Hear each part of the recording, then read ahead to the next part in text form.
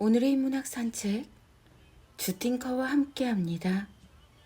카카오톡 김종원 작가님의 하루 10분 인문학 수업. 삶이 힘들 때 자신보다 더 힘든 사람을 찾아 그의 힘든 삶을 보며 자신을 위로하려고 하지 말라. 그건 세상에서 가장 어리석은 짓이다. 아무리 그가 나보다 더 힘들게 산다고 해서 내가 힘든 게 사라지는 건 아니다.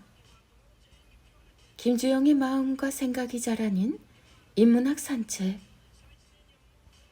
나의 하루를 소중히 하며 나의 길을 걷는 사람. 오늘도 하루라는 거대한 순간들이 오는 소리. 또 희망이 온다는 삶의 신호다. 내가 나를 위로하며. 요즘 김종원, 최근 막연한 사명감을 갖고 네이버 밴드의 필사단을 만들었다. 하나는 세계 철학전지 필사단을 진행하고 있고, 어제는 아이와 함께 필사하는 밴드도 하나 만들었다. 아이와 하루 5분 필사라는 밴드이다. 그런데 놀랍게도 아이와 하루 5분 필사에 4,000명이 넘는 분들이 찾아오셨다. 그것도 단 24시간 하루 만에. 막연한 사명감이 선명한 사명감으로 바뀌었다. 그리고 정말 아름다운 일이 생겼어. 수많은 분들이 필사를 통해 자신을 만나고 있잖아 라는 생각에 잠겨 혼자 깊은 사색의 시간을 보냈다. 그러다가 이런 생각을 하게 되었다. 세계 철학 전집에 청소년 버전을 써야겠다. 성인용 버전이 30권인 것처럼 청소년 버전도 같은 30권을 써야겠다고 생각했다. 정말 중요한 책인데 이건 어떤 출판사랑 같이 해야 하나. 사람들은 건강도 생각하면서 집필을 하라고 말하지만 나의 괴테도 그랬던 것처럼 나는 이렇게 생각한다. 이 세상에서 정말 내가 꼭 해야 할 일이 여전히 남아있다면 수많은 병과 온갖 고통도 그를 피해서 돌아간다. 사명감을 갖고 하는 일에는 어떤 방해도 없는 법이니까. 아직 밴드에 가입하지 않은 분이 계시다면 지금 저 두 밴드에 모두 가입하시길. 네이버 블로그 김종원 작가님과의 대화. 하면 할수록 인생이 후벼지는 말버릇. 1. 야, 그게 가능할 것 같냐? 그게 쉬우면 누군가 했겠지. 2. 넌 언제 정신 차릴 거야? 그게 돈이 되겠냐? 3. 기분 나쁘게 생각하지 말고 너 생각해서 하는 말이니 들어봐. 4. 소문이 괜히 났겠어. 조심해. 저 사람 요즘 말 많더라. 5. 유난 떨지 마. 다들 그 정도는 하고 살아. 육아에는 대본도 로그아웃도 없습니다. 그래서 부모에게는 바로 이것이 필요합니다.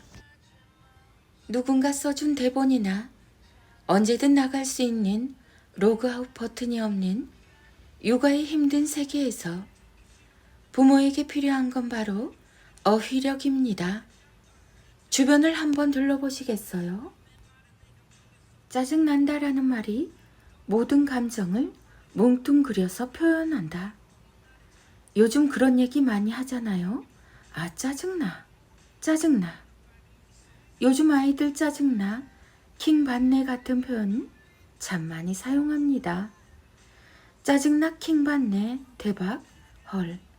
이런 말에는 여러 가지 감정이 뭉뚱그려져 있습니다. 어떤 가게에 갔는데 줄이 길어서 불편하다. 짜증나. 나 오늘 안 나가고 싶어. 그냥 짜증나. 어리둥절. 뭐가 짜증나는데? 그런 말 하지 마. 그냥 짜증나.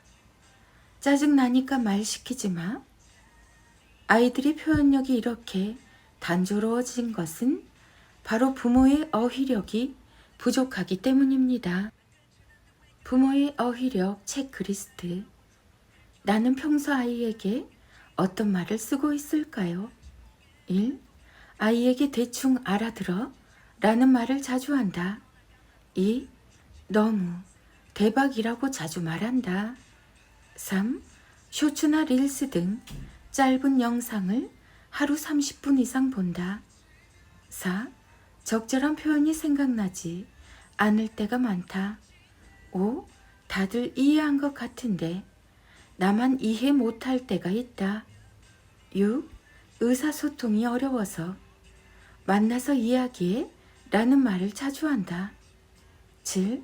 같은 말도 이상하게 기분 나쁘고 못되게 말하게 된다. 8.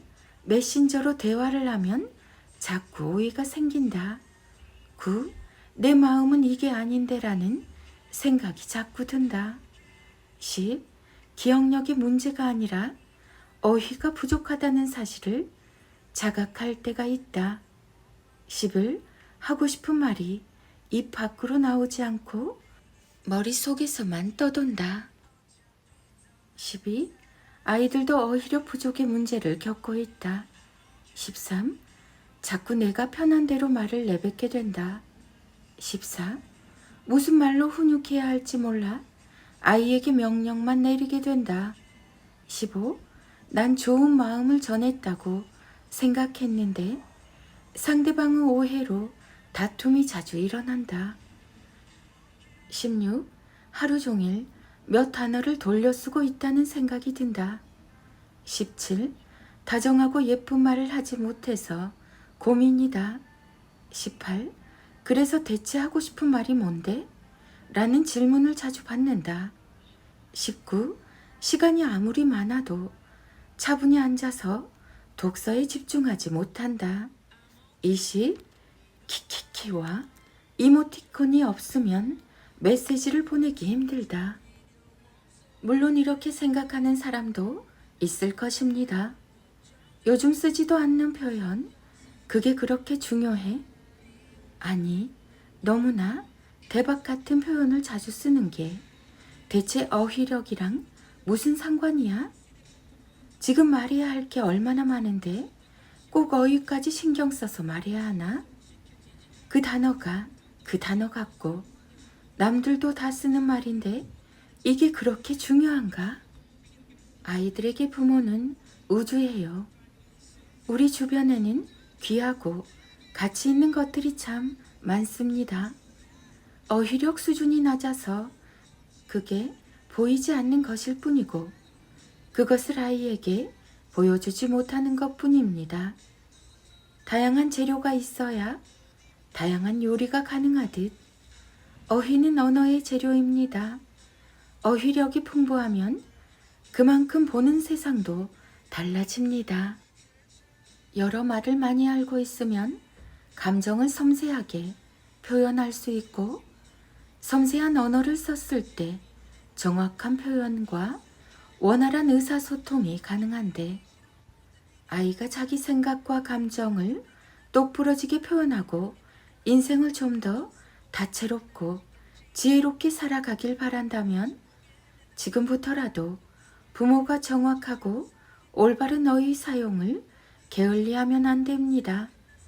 아이의 수준은 부모의 어휘력 수준을 따라가기 때문입니다. 부모가 정확히 말할수록 아이의 세상은 더 커집니다. 매일 쓰는 단어 하나만 달라져도 아이의 태도와 행동은 변화됩니다. 김종원 작가님의 부모의 어휘력. 아들과 엄마의 일력 낭송이 이어집니다. 김종원 작가님의 하루 한 장 365 인문학 달력. 주변 사람을 의식하면 주입하게 되지만 아이를 생각하면 기다릴 용기를 낼 수 있다.